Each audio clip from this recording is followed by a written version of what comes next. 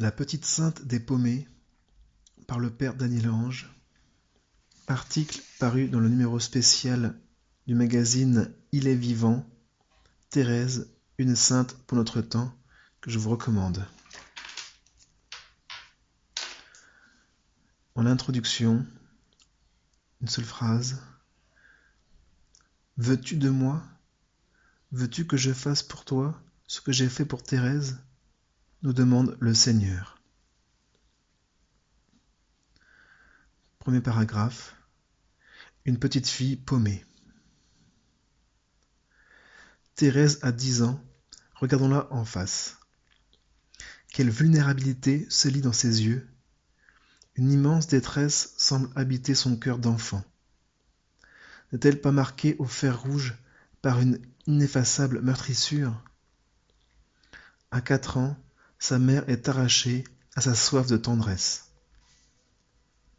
Citation de Thérèse.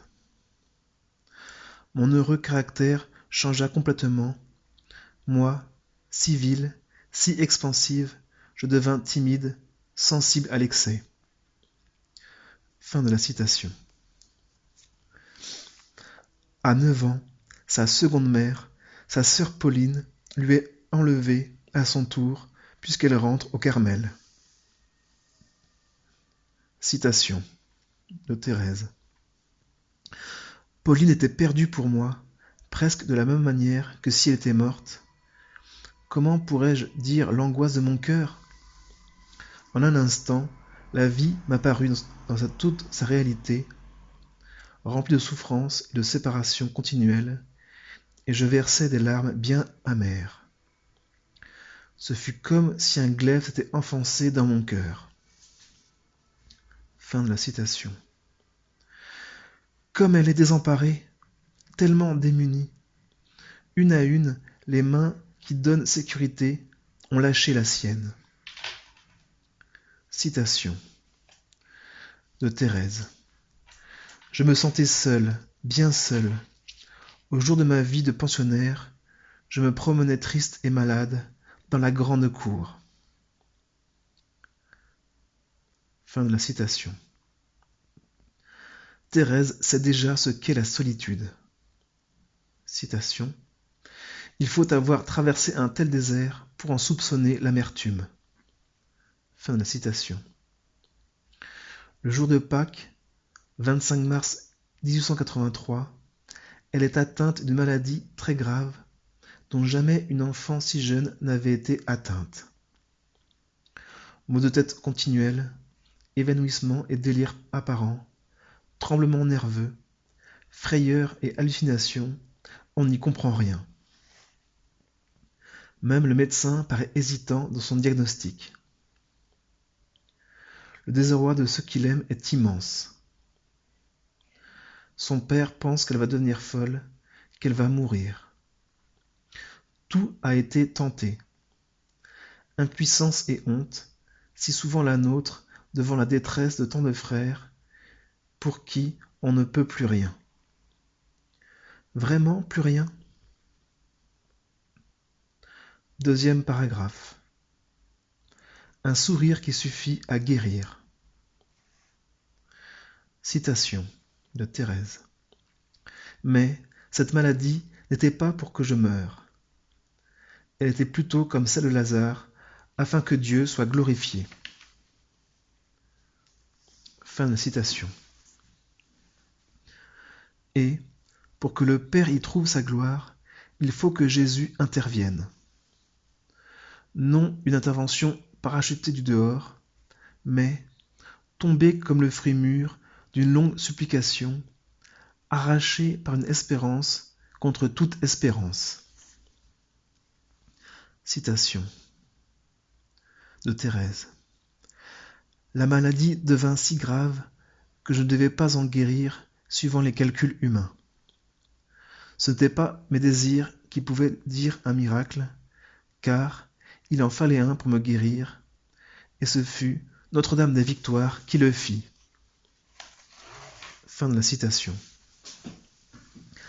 Cette prière de guérison pour Thérèse, comme elle est insistante. Les amis sont mobilisés, les Eucharisties offertes. Si Thérèse est tellement touchée, citation, en voyant la foi et l'amour de son papa, faisant dire des messes pour que Marie guérisse la pauvre petite fille. Fin de la citation. Comment le cœur de Dieu n'en serait-il pas bouleversé? Comment résister à une telle confiance? Et Marie, sachant ce que c'est que de voir mourir un enfant, n'y tient plus. C'est plus fort qu'elle. À son tour, elle se tourne vers Thérèse. Elle pose sur elle son regard d'enfant et sourit. C'est tout, cela suffit. Thérèse guérit. Les larmes, les vraies larmes cette fois-ci, ces eaux profondes du cœur altéré, peuvent enfin jaillir. Larmes bénies. Larmes d'une joie sans mélange. Thérèse comprend que c'est grâce aux prières des siens qu'elle doit cette grâce du sourire de la toute gracieuse. L'Évangile n'a pas changé. Voyant leur foi, c'est le jour de la Pentecôte. Le Seigneur choisit bien ses jours. Troisième et dernier paragraphe, ayant pour titre « Laisse-toi regarder par un enfant blessé ». Arrêtons-nous un instant. Qu'as-tu à nous dire ici, Thérèse? Je t'entends nous confier ceux que vous étiquetez marginaux, psychotiques, ces défoncés de tous bords, tous ces mal-aimés qui vous entourent de partout, que vous fuyez, que vous avez peur de toucher, et que vous êtes tous à certains égards, oui, tous ce sont vos frères. Je suis passé par là, je sais ce que c'est, tomber à genoux devant eux. Un mystère infini les habite. Ils peuvent vivre un mystère d'amour dont aucun soi-disant normal ne soupçonne l'intensité. Ils portent les stigmates de Jésus, passés pour timbrés auprès des siens. Voyez sa gloire sur leur visage défiguré. Ils sont aimés tels qu'ils sont. Même si leur consentement à cet amour se vit dans cette pauvreté ultime, n'avoir qu'à offrir de ne même plus pouvoir offrir. L'intimité avec Dieu serait-elle plus liée à l'intégrité psychique qu'à la bonne santé physique? Thérèse, je t'entends nous dire avec plus de force encore, Jésus aime guérir. Pas une situation de détresse, aussi désespérée soit-elle, où il ne puisse intervenir librement, gratuitement, merveilleusement. Pas une nuit, aussi longue soit-elle, que sa lumière ne puisse venir habiter. Mais il est timide le Seigneur. Il n'impose pas ses dons. Il attend que tu ouvres la porte à sa guérison. Il est là, devant toi, comme un enfant blessé qui t'offre ses blessures en silence pour guérir les tiennes.